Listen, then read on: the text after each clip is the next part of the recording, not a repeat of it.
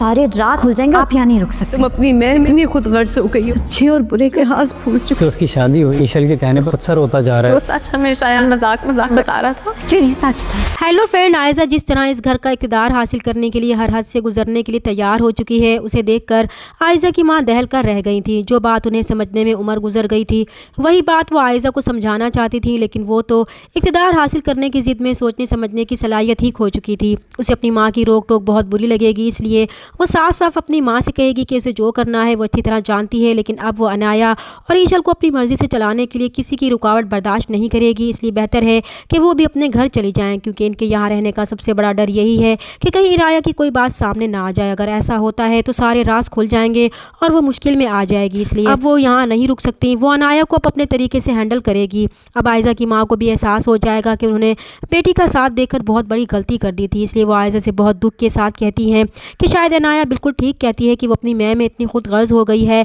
कि अच्छे और बुरे का लिहाज ही भूल चुकी है। लेकिन आयजा को तो जैसे उनकी बातों से कोई फ़र्क ही नहीं पड़ता था। इस पर तो बस इस घर की हुक्मरानी की ज़िद सवार थी। दूसरी तरफ इनाया कोई झूठ मूठ की कहानी रूहान को सुनाएगी, इसलिए जब हामिद साहब इनाया की किसी बात को लेकर सब घर वालों के सामने इनाया पर बहुत ज़्यादा गुस्से का इजहार करते हैं, तो रूहान अपने चचा से कहता है कि वो परेशान ना हो, अपने दिल पर कोई बोझ ना लें, क्योंकि इनकी दोनों बेटियाँ बहुत अच्छी हैं। क्योंकि इनाया ने इसे कुछ भी नहीं छुपाया, सब कुछ उसे बता दिया है। तो यहाँ पर आयजा और उसकी माँ के पैरों तले से ही ज़मीन निकल जाएगी। उन्हें यही लगेगा कि इनाया ने अपने और शायान की शादी के बारे में सब कुछ बता दिया है, इसलिए वो छूटते ही सबसे पहले इनाया के पास जाएगी और गुस्से से कहेगी किसने रूहान को क्या बताया है। तब इनाया बड़े ही सुकून से जवाब देगी कि वही जो सच है। तो आयजा ये बात सुनकर भड़क ही उठेगी। वो इनाया से कहेगी कि क्या वो पागल हो गई है या फिर इसका दिमाग ख़राब हो गया है, क्या अपनी मोहब्बत की कहानियाँ भी कोई सुनाता है अपने शोहर को। तो इनाया अपनी बहन को मजीद चिढ़ाते हुए जवाब में कहेगी कि इसकी मर्ज़ी, वो अपने शोहर को जो भी बताए। अब आयजा की माँ भी परेशान होकर आयजा से कहेगी कि असद को ये सब पता चला तो क्या होगा, वो असद से क्या कहेगी। तो आयजा उन्हें कहेगी कि फ़िलहाल तो उसे कुछ पता नहीं कि क्या करना है, लेकिन इस वक्त वो यहाँ से चली जाएं।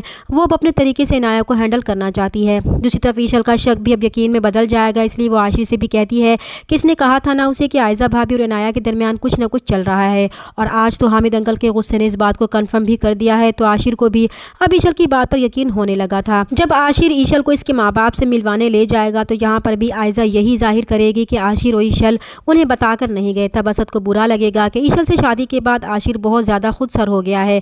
असद के दिल में ईशल के लिए बुग़्ज़ और भी बढ़ जाएगा, और आयजा का मकसद भी यही था।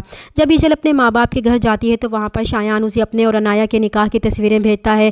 तो ईशल के पैरों तले से ही ज़मीन निकल जाती है। वो अपने बाबा को वो तस्वीरें दिखाती है और कहती है कि जो सच शायान उन्हें मजाक मजाक में बता रहा था, वो तो वाकई में सच था।